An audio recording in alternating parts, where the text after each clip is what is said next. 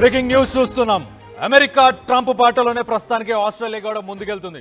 ఆస్ట్రేలియాలో ఇండియన్స్ కి వ్యతిరేకంగా ర్యాలీ చేస్తున్నారు. మార్చ్ ఫర్ ఆస్ట్రేలియా పేరుతో భారీ ర్యాలీలు తీస్తున్నారు. ఇండియన్స్ కు వ్యతిరేకంగా ప్లకార్డుల ప్రదర్శన చేస్తూ 100 ఏళ్లలో వచ్చిన గ్రీకు ఇటాలియన్ల కంటే గడిచిన 5 ఏళ్లలో వచ్చిన ఇండియన్సే ఎక్కువ అంటూ వాళ్ళు స్లోగన్స్ కూడా ఇచ్చారు. ఆస్ట్రేలియాలోని ప్రధాన నగరాలలో ఈ ర్యాలీస్ని అయితే మొత్తానికైతే తీసినట్టు తెలుస్తుంది. ఆస్ట్రేలియాకు ఇండియన్స్ వలసలపై పెద్ద ఎత్తున వ్యతిరేకతని తెలియపరిచారు. ఆస్ట్రేలియాకు సంబంధించిన చాలా నగరాల్లో ఇలా ర్యాలీ తీసినట్టు తెలుస్తుంది. ఒక్కసారి ఆ ర్యాలీకి సంబంధించి ఆ స్లోగన్స్ వాటన్నిటి కూడా వినే ప్రయత్నం చేద్దాం.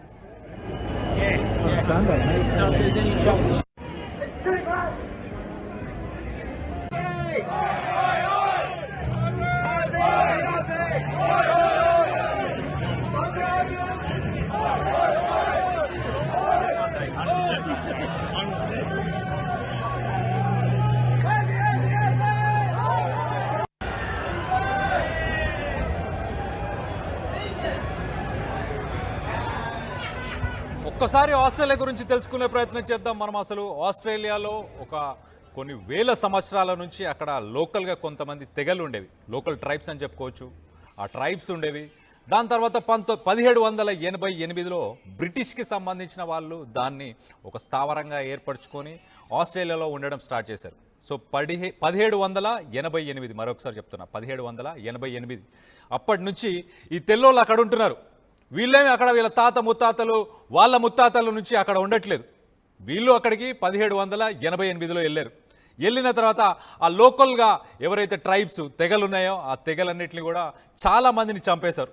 చంపేసిన తర్వాత వాళ్ళని కొన్ని సుదీర ప్రాంతాలకి, అడవులకి, అలాగే డెజర్ట్స్, ఆస్ట్రేలియాలో కొన్ని డెజర్ట్స్ ఉన్నాయి, వాటికి పంపించేశారు. దూరంగా ఉంచే ప్రయత్నం చేశారు.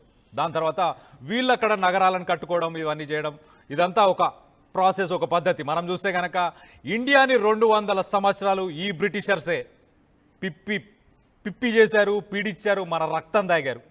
వీళ్ళంతా చేసి ఇప్పుడు వచ్చి ఆస్ట్రేలియా మాది, ఇక్కడికి ఇండియన్స్ రాకూడదు, మనకు సంబంధించిన వనరులు, మనకు సంబంధించిన బంగారం కావచ్చు, నగలు కావచ్చు, మినరల్స్ కావచ్చు, కాటన్ కావచ్చు, వీటన్నిటిని కూడా ఇండియా నుంచి వీళ్ళు పీల్చి పిప్పి చేసిన ఈ బ్రిటిషర్స్ ఇప్పుడు ఆస్ట్రేలియా ఉండి మరి మనపై స్లోగన్స్ తీసుకొస్తున్నారు. దీనికి సంబంధించి మరిన్ని వివరాలు మా ప్రతినిధి, మా కొలీగ్ సచిన్ ఉన్నారు. సచిన్తో మాట్లాడి తెలుసుకునే ప్రయత్నం చేద్దాం. సచిన్, చెప్పండి, అసలు ఆస్ట్రేలియాలో ఇండియన్స్ ఎక్కువైపోయారు, ఇండియన్స్ రాకూడదు అని చెప్పేసి ఏదైతే స్లోగన్స్ చేస్తున్నారో దానికి సంబంధించి ఈ ర్యాలీస్ని ఎలా చూడాలి మనం? మరి ముఖ్యంగా ఇది ట్రంప్ ప్రభావం అనేది చెప్పుకోవాలి. ఎందుకంటే మొదటి నుంచి మనం మాట్లాడుకుంటున్న పరిస్థితి అది. ఏమంటూ ఉన్నారు, ట్రంప్ కి సంబంధించి మాట్లాడుకునే క్రమంలో మరి ముఖ్యంగా యూరోపియన్ యూనియన్ మీద ప్రెషర్ పెంచాడు. ఏమంటున్నాడు, నిన్నటికి మనం చూసాం, యూరోపియన్ యూనియన్ సంబంధించి ప్రెషర్ పెంచమన్న సందర్భంలో ఇప్పుడు పరిణామాలు మారిపోతున్న పరిస్థితి ఉందని చెప్పుకోవాలి.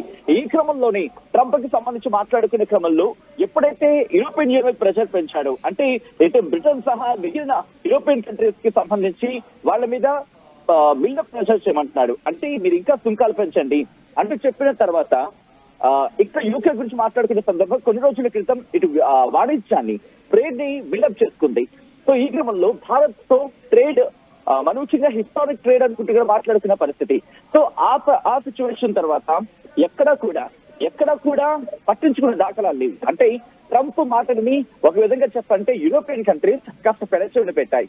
ఎందుకంటే వాళ్ళకి తెలుసు ఇప్పుడు కనుక భారత్ పెట్టుకుంటే ముందు ఇంకా ప్రభావం ఉంటుందని చెప్పి. సో ఇక్కడ ఆస్ట్రేలియా గురించి మాట్లాడుకున్న సందర్భంలో కళ్యాణ్, ఆస్ట్రేలియాకి సంబంధించి కూడా ఆస్ట్రేలియా మీద కూడా ఇంపాక్ట్ ఉంది, ఆస్ట్రేలియాకి సంబంధించి కూడా ఇంపాక్ట్ చూపించిన పరిస్థితి ఉంది. అయితే దీని వెనకాల ట్రంప్ ఉన్నాడా, ట్రంప్ హస్తం ఉందా, అమెరికా హస్తం ఉందా అంటే కనుక నేరుగా ఉందా లేదని చెప్పి మనం ఎక్కడ కన్ఫర్మేషన్ ఇవ్వకపోయినప్పటికీ ఒక మాట మాత్రం వినిపిస్తా ఉంది. ఎందుకంటే ఇంతటి ఆస్ట్రేలియాలో కూడా భారత్ కి సంబంధించి భారతీయుల మీద ఇంపాక్ట్ చూపించడానికి ప్రప్రథమంగా వినిపిస్తున్న పేరు ఇక్కడ ఇమిగ్రెంట్స్ అంటూ కూడా. సో దీని వెనకాల కాస్త మాట్లాడుకునే ప్రయత్నం చేసి ఎప్పుడైతే యూరోపియన్ యూనియన్ మీద ట్రంప్ ప్రెషర్ చేసే ప్రయత్నం చేశాడు, యూరోపియన్ యూనియన్ లో ఆల్ఫాబెటికల్ ఆర్డర్ లో చూసినప్పుడు ఫస్ట్ వినిపించేది ఆస్ట్రేలియాకి సంబంధించి పేరు వినిపిస్తూ ఉంటుంది. ఇప్పుడు ఆస్ట్రేలియాకి సంబంధించి ఇక్కడ నేరుగా ఇంట్రెస్టింగ్ ఈ మార్చ్ కావచ్చు, లేకపోతే ప్రొటెస్ట్ కావచ్చు, లేకపోతే ఈ ఆందోళన కావచ్చు, ఇక్కడ వినిపించే మాట ఏంటంటే ఒక group of section of people, అంటే ఒక గ్రూప్ సమ్ ఎక్స్ యూనియన్ లేకపోతే సమ్ ఎక్స్ సొసైటీ ఇలా ఏం లేదు. వీళ్ళందరూ ఇండివిజువల్ గా వస్తున్నమాట. అంటే దీని వెనకాల కాస్త టెస్ట్ చేసుకుంటూ వెళ్తున్న క్రమంలో ఒక వ్యక్తి, అది కూడా ఒక సోషల్ మీడియా ఇన్ఫ్లుయెన్సర్, తనకు తానుగా నేషనలిస్ట్ అనుకున్న వ్యక్తి, తనకు తానుగా సెల్ఫ్ డిక్లేర్ చేసుకున్న ఒక నిరసన వ్యక్తం చేస్తున్న ఒక పర్సన్, ఆ పర్సన్ ని అక్కడి నుంచి ప్రారంభమైంది. అంటే ఇక్కడ ఆ ప్రభుత్వం, ఆస్ట్రేలియా ప్రభుత్వం కూడా ఖండిస్తోంది. సో ఇక్కడ ఎందుకు మీరు కనుక ఒక 2 వారాల క్రితం చూస్తుంటే అమెరికా ఒక వ్యూహాత్మకంగా ముందుకు వెళ్లే ప్రయత్నం చేస్తుంది. భారత్ మీద ప్రెషర్ బిల్డప్ చేసేందుకు, భారత్ మీద వ్యూహాత్మకంగా దెబ్బ కొట్టేందుకు తనకున్న అన్ని పవర్స్ ని యూజ్ చేసే ప్రయత్నం చేస్తోంది అనేది ఒక చర్చ అయితే జోరందుకున్న పరిస్థితి. సో ఈ క్రమంలోనే ఆస్ట్రేలియాలో ఈ నిరసన వెనకాల అమెరికా హస్తం ఉందా అనేది బహుశా బయటకు రాకపోవచ్చు. ఒకవేళ ఉన్నప్పటికీ కూడా I'm saying if in case ఒకవేళ అమెరికా హస్తం ఉన్నప్పటికీ కూడా బయటకు రాకపోవచ్చు. ఎందుకంటే యూరోపియన్ యూనియన్ లో ఒక భాగం ఆస్ట్రేలియా. సో వీళ్ళకి అమెరికాతో చాలా అవసరం ఉంది. So coming back to the subject ఏంటంటే అగైన్ ఇక్కడ సిడ్నీ ర్యాలీకి సంబంధించి 8,000 మంది పాల్గొన్నారు. దీంట్లో ఎవరున్నారు? మెల్బోర్న్ వాళ్ళు ఉన్నారు. దీనికి సంబంధించి మరికొంతమంది కూడా ఉన్నారంటే కూడా చర్చ జరుగుతోంది. అయితే neo Nazi national socialist network founder Thomas Sewell ఉంటారు పార్లమెంట్ హౌస్ కి సంబంధించి. అక్కడి నుంచి మెల్బోర్న్ ర్యాలీని ఉద్దేశించి ఆయన ప్రసంగించిన సందర్భంలో నియో నాజిజం అనేది 20వ శతాబ్దానికి సంబంధించి అప్పుడు తీవ్రవాద నాజీయిజం భావజాల గురించి మాట్లాడుతున్న సందర్భం అంటూ ఇలా మాట్లాడుకుంటున్న పరిస్థితి అయితే ఉంది. అయితే ఈ కార్యక్రమానికి ముందు ప్రమోషనల్ ఫ్లైయర్స్ కొన్ని మాట్లాడుతూ ఉంటారు కదా, అక్కడ వినిపించిన మాట ఏంటంటే ఈ సామూహిక వలసలు తమ సమాజాన్ని కలిపి ఉంచిన బంధాలను విచ్ఛిన్నం చేస్తున్నాయి. అంటే ఎక్కడెక్కడి నుంచి వచ్చిన వాళ్ళు అంటే ఒరిజినాలిటీ లేకపోతే ఆరిజిన్ ఈ మాటలు వినిపిస్తూ ఉంటాయి. ఇటువంటి పరిస్థితుల్లో దాన్ని దెబ్బతీస్తున్నాయనేది వాళ్ళ వాదన. దీంతో పాటు అక్కడ ప్రభుత్వం అయితే లేబర్ పార్టీ మాత్రం దీన్ని ఎక్కడ యాక్సెప్ట్ చేయట్లేదు. ఇన్ఫాక్ట్ వీళ్ళు ఆగ్రహం వ్యక్తం చేస్తున్నారు. ఆస్ట్రేలియాలో ఎటువంటి దేశాలకి చోటు లేదు అంటూ కూడా వాళ్ళు చెప్తున్న పరిస్థితి. ఇంకా వాళ్ళు ఏమంటారంటే కనుక మరి ముఖ్యంగా కొన్ని అంశాల గురించి మాట్లాడుకునే సందర్భంలో జాతీయవాదం అలాగే దేశభక్తురాలు అని చెప్పుకుంటున్న వ్యక్తి ఈ అంశానికి సంబంధించి తీసుకొచ్చే ప్రయత్నం చేస్తోంది. అయితే బెక్ ఫ్రీడమ్ గా గుర్తించినట్టు తెలుస్తోంది ఆ వ్యక్తికి సంబంధించి. సో తను సెల్ఫ్ ఒక డిజిటల్ క్రియేటర్ కావచ్చు, లేకపోతే డిజిటల్ గా ఉన్న వ్యక్తి. సో ఈమెకు సంబంధించి ప్రస్తుతం చర్చ జరుగుతోంది. అయితే ఇప్పుడు ఏమవుతుందంటే ఎందుకు ఈ మార్పు జరుగుతుందో ఒకసారి మాట్లాడుకునే ప్రయత్నం చేద్దాం. ఈ మధ్య కాలంలో అక్కడ ఉన్న పత్రికలు కావచ్చు, లేకపోతే రేడియో స్టేషన్స్ కావచ్చు, ఇలా మాట్లాడుకునే క్రమంలో ఒక వ్యక్తి మాట్లాడుతూ ఏకంగా 5 బోయింగ్ 787 డ్రీమ్ లైనర్స్ పట్టేంతలాగా ఏకంగా 1,544 మంది వలసదారులు రోజుకు వారానికి ఆస్ట్రేలియాకి వచ్చేస్తున్నారంటూ కూడా కమెంట్స్ చేశాడు. అంటే దీని గురించి మాట్లాడుతున్న క్రమంలో 3 సంవత్సరాల్లో కనీసం 1.4 మిలియన్ల మంది, అంటే దాదాపు 1.4 మిలియన్ అంటే సుమారుకు 14 లక్షలకు పైగా అని చెప్పుకోవచ్చు. 14 లక్షలకు పైగా అని ఇక్కడ ఆ మాటకు అర్థం. కానీ ఇక్కడ ప్రభుత్వ డేటా గురించి మాట్లాడుకున్న సందర్భంలో అంటే 2023-24 గురించి మాట్లాడుకుంటే ఆస్ట్రేలియాకు NOM అంటూ ఉంటారు. సో ఈ వలసల గురించి మాట్లాడుకున్న క్రమంలో ఇక్కడ దాదాపుగా 4,46,000 మంది. అంతకు ముందు ఏడాది గురించి మాట్లాడుకుంటే 5,36,000 మంది, అంటే తగ్గింది. సో ఈ తగ్గిన దాన్ని కంపారిజన్ ఎంతవరకు సమంజసమైన ఒక క్వశ్చన్ తెర మీదకి వస్తుంది. కమింగ్ బ్యాక్ టు భారత్ కి సంబంధించి కూడా మాట్లాడుకునే ప్రయత్నం చేద్దాం. బట్ అంతవరకు వెళ్ళకనే ముందు మరికొన్ని గణాంకాలు ఏం చెప్తున్నాయంటే 1925 నుంచి గ్రీక్ కావచ్చు, ఇటాలియన్స్ రాకపోకల కంటే 2020 నుంచి ఎక్కువగా భారతీయులు ఆస్ట్రేలియాకు వలస వెళ్లారంటూ కూడా ఇంకొక చర్చ మరి ముఖ్యంగా అక్కడ జరుగుతూ ఉంది. అక్కడ పేపర్ అంటే అక్కడ ప్రింట్ మీడియాలో కావచ్చు, ఎలక్ట్రానిక్ మీడియాలో కావచ్చు, డిజిటల్ ఫోరం లో కావచ్చు జరుగుతున్న చర్చ ఇది. అయితే అక్కడ ప్రముఖ ఆస్ట్రేలియన్ జనాభా డెమోగ్రఫీ సైంటిస్ట్ అంటూ ఉంటారు, లేకపోతే డెమోగ్రఫీకి సంబంధించి అక్కడ ఎక్స్పర్ట్స్ అంటూ ఉంటారు కదా. వాళ్ళు ఏమంటున్నారంటే యూరోపియన్ యూనియన్ ప్రారంభమైన కొన్నేళ్ల తర్వాత అధికారిక డేటా సేకరణ ప్రారంభమైందంటూ కూడా చెప్పుకొచ్చిన పరిస్థితులు చాలా కష్టం వీటిని క్యాల్కులేట్ చేయడం అన్న మాట కూడా అక్కడ వినిపించిన పరిస్థితి ఉంది. సో మొత్తం మీద జూన్ 20, 2025లో ఒక ఇన్స్టిట్యూట్ ఒక పోల్ నిర్వహించింది. దాంట్లో 53% ఆస్ట్రేలియన్లు ప్రతి ఏడాది దేశంలోకి వలస వస్తున్న, అంటే 53% ఇటు బయట నుంచి వస్తున్న వాళ్ళు అంటూ కూడా ఇంకొక అంశం. సో ఇక్కడ నుంచి గత 10 years లో లాస్ట్ 10 years లో జూన్ 2014 దాదాపుగా 1,87,000 మంది ఎన్ఓఎం వస్తే 2024 నాటికి 4,45,000 మంది కంటే ఎక్కువగా పెరిగాయని చెప్పి డేటా మాట్లాడుతుందంటూ వాళ్ళు అసలు మాట్లాడుతున్న పరిస్థితి ఏంటంటే అర్థం చేసుకోవచ్చు. సో ఇంకా చెప్పండి, లాస్ట్ డెకేడ్ లో ఇమిగ్రేషన్ ఫిగర్స్ గురించి మాట్లాడుకుంటే రైజ్ ఉంది. ఈ ఎన్ఓఎం అంటే నెట్ ఓవర్సీస్ మైగ్రేషన్ కళ్యాణ్, దీని గురించి మాట్లాడుతున్న సందర్భంలో 1,87,000 మంది జూన్ 2014 అనుకుంటే జూన్ 2024 నాటికి 4,45,000 మంది, అంటే 14 లక్షలు అంటున్నాడు. కానీ ఎక్కడ ఈ కంపారిజన్ దగ్గర కూడా ఉండటం లేదు. సో ఇలా మాట్లాడుకుంటున్న పరిస్థితులు ఇప్పుడు ఇండియన్స్ కి సంబంధించి కూడా ఇండియన్స్ గురించి ప్రస్తుతం వస్తుంది కాబట్టి let me talk about that. So Indian గురించి మాట వచ్చే సందర్భంలో గవర్నమెంట్ డేటా ఏం చెప్తుందంటే 2023 జూన్ నాటికి 8,47,000 మంది ఇండియన్ బార్న్ పీపుల్ ఆస్ట్రేలియాలో ఉంటున్నారనేది. అంటే వాళ్ళు అనుకుంటున్న మాటకి వాళ్ళకి జరుగుతున్న చర్చకి ఎంత వ్యత్యాసం ఉందో మనకు అర్థమవుతోంది. అయితే ఆస్ట్రేలియా గవర్నమెంట్ రిపోర్ట్ ఏం చెప్తోందంటే అక్కడ దానికి సంబంధించి 2016 నుంచి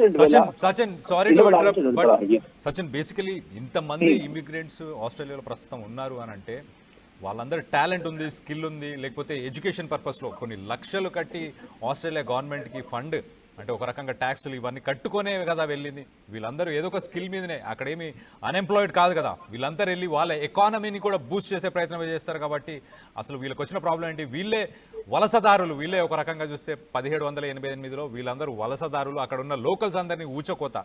వీళ్ళు వెళ్ళిన తర్వాత కొత్త రోగాలు, అక్కడికి కొత్త పాలసీలు, చాలా మందిని చంపేయడాలు, ఇలాంటివన్నీ చేశారు కదా వీళ్ళంతా. వాళ్ళకి గుర్తు రావట్లేదా మరి అదంతా? ఇక్కడ ఏంటంటే ఎగ్జాక్ట్ గా మాట్లాడుకునే పరిస్థితుల్లో అక్కడ ప్రభుత్వం యాక్సెప్ట్ చేయట్లేదంటే అర్థం చేసుకోవచ్చు తీవ్రతని. అంటే దీని వెనకాల ఎవరు ఉండి నడిపిస్తున్నారు, బహుశా ఎవరు ఉండి నడిపిస్తారనేది వాళ్ళ క్లారిటీ వచ్చే అవకాశం బహుశా కొన్ని రోజులు వచ్చేయచ్చు. బట్ వచ్చిన తర్వాత బయటకు చెప్తారు ఇది. ఎందుకంటే రిమెంబర్ యూయూ గురించి మాట్లాడుకునే యూరోపియన్ యూనియన్ గురించి మాట్లాడుకునే సందర్భంలో కళ్యాణ్ ఇక్కడ ప్రధానంగా వినిపించేది ఏంటంటే ఆఫ్టర్ యూకే అంటే లండన్ గురించి మాట్లాడుకున్నా లేకపోతే బ్రిటన్ గురించి మాట్లాడుకున్నా దాని తర్వాత ఎక్కువ పాపులేషన్ భారత్ కి సంబంధించి అంటే ఇండియన్ బార్న్ కావచ్చు, ఇండియన్స్ కావచ్చు, ఇలాగా ఆస్ట్రేలియా అనేది ఒక మాట వినిపిస్తూ ఉంటుంది. ఈ రోజు అంటే ఇండియన్ బార్న్ పీపుల్ ఆస్ట్రేలియాకి సంబంధించి మాట్లాడుకున్న సందర్భం ఓవర్సీస్ బార్న్ పాపులేషన్ గురించి మాట్లాడుకుంటే ఏకంగా ఆస్ట్రేలియాలో 10.3% ఉన్నారు. ఇది వీళ్ళు అసలు ఏడుపు. దీంతో పాటు అక్కడ టోటల్ పాపులేషన్ లో 3.2% ఆస్ట్రేలియాకి సంబంధించి 3.2% ఇటు ఓవర్సీస్ బార్న్ పాపులేషన్ అంటూ కూడా. సో ఇలా ఉన్న పరిస్థితి టోటల్ పాపులేషన్ లో. ఇటువంటి పరిస్థితుల్లో వాళ్ళ బ్యాచిలర్స్ డిగ్రీ సంపాదించుకున్న సందర్భం కావచ్చు, లేదా హైయర్ డిగ్రీకి మాట్లాడుకునే క్రమంలో ఆస్ట్రేలియన్ తో పోల్చుకుంటే 3 ఇంతలు వీళ్ళే ఉంటున్నారు అనేది వాళ్ళ ఏడుపు అంతా కూడా. అక్కడ 2016 నుంచి అఫీషియల్ డేటా ఏం చెప్తుందంటే 2016 నుంచి హిందీ, పంజాబీ, మలయాళం ఈ 3 కూడా ఇండియన్ లాంగ్వేజెస్ గురించి మాట్లాడుకున్న సందర్భంలో అత్యధికంగా మాట్లాడుకుంటున్నారు అనేది వినిపిస్తున్న మాట. సో మీరు అన్నట్టుగా అక్కడ చాలా ఇష్యూస్ ఉన్నాయి. ఆ ఇష్యూస్ కి సంబంధించి ట్యాకిల్ చేయడానికి ముందు మాట్లాడుకోవాల్సిన పరిస్థితి ఉంది. కానీ మీరు చూడొచ్చు ఆ ర్యాలీలు చేస్తున్న పరిస్థితుల్లో అసలు ఎందుకు ర్యాలీ చేస్తున్నారు, ఆ డిమాండ్ ఏంటంటే మాకు మైగ్రెంట్స్ వద్దు అనేది. So this is joke of the year అనుకోవాలి. ఎందుకంటే ఏ దేశాలు అయితే మైగ్రేషన్ బేస్డ్ గా బిల్డ్ అయ్యాయో అంటే మైగ్రేషన్ ని బేస్ చేసుకుని బిల్డ్ అయ్యాయో ఇప్పుడు ఆ దేశాలు మాకు మైగ్రేట్స్ వద్దు అంటే కనుక చాలా వింతగా అనిపిస్తూ ఉంటుంది. అంటే నేను బాగుపడిపోయాను, నేను ఎక్కడి నుంచి వచ్చాను, నేను సరిపడిపోయాను, ఇప్పుడు ఇంకెవరో రావద్దు అంటే కనుక అసలు నువ్వెవడివి? ఇందాక ఇంట్రెస్టింగ్ క్వశ్చన్ చేశారు, అసలు నువ్వెక్కడి నుంచి వచ్చావు? మన అమెరికా కూడా అదే అన్నారు. ట్రంప్ కూడా ఈ రోజు ఇమిగ్రెంట్స్ రావద్దని చెప్పే హక్కు అధికారం ఎక్కడ ఉంది? ఎందుకంటే వీళ్ళందరూ ఎక్కడ వాళ్ళు ఎక్కడెక్కడి నుంచి, ఏషియా నుంచి కావచ్చు, లేకపోతే యూరోప్ నుంచి కావచ్చు, లేకపోతే విజయ ఖండాల నుంచి కావచ్చు, దేశాల నుంచి వచ్చి అక్కడ వలసలు వచ్చి బాగుపడి ఎదిగి నిలదొక్కుతున్న వాళ్ళు వీళ్ళంతా కూడా. సో వీళ్ళని రావద్దడానికి వీళ్ళకి హక్కు ఎక్కడుంది? రేసిజం కి సంబంధించి మాట్లాడుకున్న సందర్భంలో రేసిజం అనే పదానికి పుట్టిల్లే కదా ఈ వెస్ట్రన్ కంట్రీస్ అన్ని కూడా.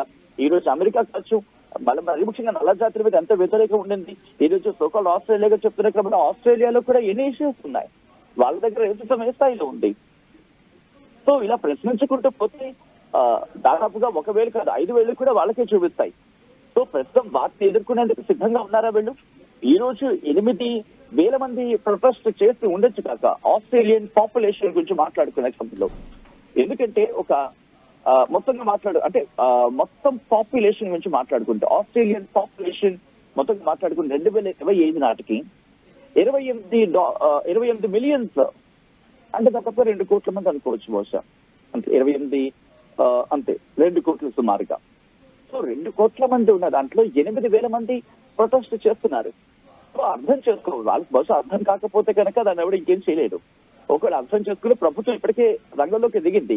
బట్ దీని వెనకాల కనుక ఇటు అమెరికా హస్తం ఉందని తేలితే కనుక పర్యవసానాలు బహుశా పశ్చిమ దేశాలు చాలా గట్టిగా ఎదుర్కోవాల్సి ఉంటుంది. ఎందుకంటే ఇప్పటికే బ్రిటన్ మీద దాని ప్రభావం చూపించిన పరిస్థితి ఉంది. ఇంకా ఇంట్రెస్టింగ్ ఏంటంటే యూరోపియన్ యూనియన్ ఎక్కడ కూడా ముందుకు రాలేదు. యూరోపియన్ యూనియన్ కూడా ఎక్కడ ముందుకు వచ్చి మేము సుంకాలు ఇస్తామా లేకపోతే సుంకాలతో ముందుకు వెళ్తామో చెప్పలేదు. బట్ ఇప్పుడు ఎందుకు ఒక సోషల్ మీడియా ఇన్ఫ్లుయెన్సర్ గా చెప్పుకున్న digital creator, digital content creator, digital కి సంబంధించి ఉన్న ఒక వ్యక్తి ఇంత నిరసన ఎలా కారణం అవుతాడు? సో ఏదైనా రేసిజం బిల్డప్ అయి ఉండాలి, లేకపోతే అటువంటి ఏదైనా జరిగి ఉండాలి. ఒకవేళ జరుగుంటే కనుక రేసిజం అది ఏ కంట్రీతోనే సంబంధం లేదు. మైగ్రెంట్ కాదా అనేది కాదు. బికాస్ ఇప్పుడు మైగ్రెంట్స్ వస్తున్నారంటే ఇప్పుడు అమెరికా కావచ్చు, అఫ్కోర్స్ మీకు తెలుసు, మనకు తెలిసిందే మైగ్రెంట్స్ వచ్చారని చెప్పి వాళ్ళకి ఎక్స్క్యూజెస్ ఏమి స్పెషల్ గా ఉండవు కదా. ఇంకా చెప్పాలంటే మైగ్రెంట్స్ కు వచ్చిన వాళ్ళు, ఇంగ్రెంట్స్ కు వచ్చిన వాళ్ళ మీద ఇంకా ఎక్స్ట్రా సుంకాలు బాడుతూ ఉంటారు, ఇంకా ఎక్స్ట్రా ట్యాక్స్లు వేస్తూ ఉంటారు. మన ఫ్రెండ్స్ మనకు కాల్ మాట్లాడిన సందర్భంలో చెప్పిన దాఖలాలు కోకళ్ళు. ఇప్పుడు అదే ఇమిగ్రెంట్స్ వద్దంటే కనుక ఓకే, ఇమిగ్రెంట్స్ ని మీరు ఎందుకు యాక్సెప్ట్ చేస్తున్నారు? Australia should question this. Why you're accepting immigrants? Because మీ యూనివర్సిటీస్ బాగుపడాలి, మీ ఎడ్యుకేషన్ సిస్టమ్స్ బాగుపడాలి, మీ ఎంప్లాయ్మెంట్ బాగుపడాలి, మీరు బాగుపడాలి. వచ్చిన వాళ్ళే మేము ఫ్రీగా పోషించట్లేదు కదా. అది వాళ్ళకి అక్కడ క్వశ్చన్. ఓకే, మీరు ఇమిగ్రెంట్స్ రావద్దని కూడా క్లోజ్ చేసుకోండి, బట్ మీరు ఇమిగ్రెంట్స్ వచ్చి మీరు బాగుపడచ్చు. అండ్ ఇప్పుడైతే ఇమిగ్రెంట్స్ అక్కడి నుంచి వచ్చి క్వశ్చన్ చెప్పి తట్టుకోలేకపోతున్నారు. సో ఈ కైండ్ ఆఫ్ అంశాలు ఇప్పుడు తెర మీదకి వచ్చే అవకాశం క్లియర్ కట్ గా ఉందని చెప్పుకోవాలి. Right, thanks for the update Sachin. మనం ఒక్కసారి ఆస్ట్రేలియాకి సంబంధించి ఆస్ట్రేలియా చరిత్రను చూసే ప్రయత్నం కూడా చేద్దాం. ఒకసారి 1788లో బ్రిటిష్కి సంబంధించిన ఫస్ట్ షిప్ అక్కడ చేరుకున్న తర్వాత నో మ్యాన్స్ ల్యాండ్ అని చెప్పేసి వాళ్ళు డిక్లేర్ చేశారు. అక్కడ ఏవైతే తెగలు ఇండిజినియస్గా అంటే అక్కడ లోకల్గా ఉండే తెగలు దాదాపు 250 భాషల్లో మాట్లాడే తెగలు ఏవైతే ఉన్నాయో వాటన్నిటిని వీళ్ళు తరిమి కొట్టారు, చాలామందిని చంపేశారు. వీళ్ళతో పాటు వెళ్ళినప్పుడు కొత్త రోగాలు ఇవన్నీ కూడా తీసుకొని వెళ్ళారు. సో మొత్తం మీద అయితే ఆ తెగలు ఏవైతే ఉన్నాయో వాళ్ళ హక్కుల కోసం పోరాడారు. వాళ్ళు 1930లో పోరాటాలు చేశారు. దాని తర్వాత 1967లో ఒక రెఫరెండం కూడా తీసుకొచ్చారు. దాని తర్వాత 1992లో కూడా మాబో హైకోర్టు కూడా ఒక డెసిషన్ని తీసుకుంది. నేటివ్స్ అందరికీ అంటే అక్కడ ఎవరైతే తెగలు ఉన్నారో వాళ్ళందరికీ కూడా రైట్స్ ఇచ్చే ప్రయత్నం కూడా చేసింది. దాని తర్వాత మనం చూస్తే ఫిబ్రవరి 2008లో అప్పుడున్న ప్రైమ్ మినిస్టర్ కెవిన్ రుడ్డి కూడా ఒక అపాలజీని కూడా చాలా అంటే అఫీషియల్గా ఒక స్టేట్మెంట్ ఇచ్చాడు. కొన్ని జనరేషన్స్కి సంబంధించి వాళ్ళ హక్కులని వీటన్నిటిని కూడా మేము దోచేసుకున్నాం, స్టోలెన్ జనరేషన్స్ అని చెప్పేసి పబ్లిక్ అపాలజీ కూడా ఇచ్చాడు 2008లో Australia prime minister Kevin Rudd. So ఒక పక్కన వాళ్ళు వెళ్ళి అక్కడ తెగలని, వాళ్ళ హక్కులని, వాళ్ళ ల్యాండ్, అలాగే అక్కడున్న వనరులు వీటన్నిటిని కూడా వీళ్ళు దోచుకొని ఇప్పుడు వచ్చి ఇండియన్స్, ఇమిగ్రెంట్స్ వీళ్ళందరూ వస్తున్నారని చెప్తున్నారు. దీని అన్నిటికీ ఖచ్చితంగా కారణం వెనకాల ట్రంప్ ఉన్నాడు. ట్రంప్ ఖచ్చితంగా వీటన్నిటిని ఆస్ట్రేలియా భుజాలపై పెట్టి షూట్ చేస్తున్నాడు ఈ గన్నుని అని చెప్పేసి అర్థమవుతుంది చాలా క్లియర్గా మనకైతే. మొత్తం మీద అయితే వీళ్ళే ఇమిగ్రెంట్స్, ఒక పక్కన ట్రంప్ వైఫ్ వీళ్ళందరూ కూడా ఇమిగ్రెంట్స్. అలాంటి సిచ్యువేషన్ ఉంది. ఒకసారి అసలు ట్రంప్ కూడా రీసెంట్ టైమ్స్లో ఏం మాట్లాడాడు అనేది ఒకసారి వినే ప్రయత్నం చేద్దాం. PCR. For too long, much of our tech industry pursued a radical globalism that left millions of Americans feeling distrustful and betrayed. And you know that. Everybody knows that. Everybody in this room certainly does. Many of our largest tech companies have reaped the blessings of American freedom while building their factories in China, hiring workers in India, and slashing profits in Ireland. You know that. All the while dismissing and even censoring their fellow citizens right here at home. Under President Trump, those days are over. We need U.S. technology companies to be all in for America. We want you to put America first. You have to do that. That's all we ask. That's all we ask.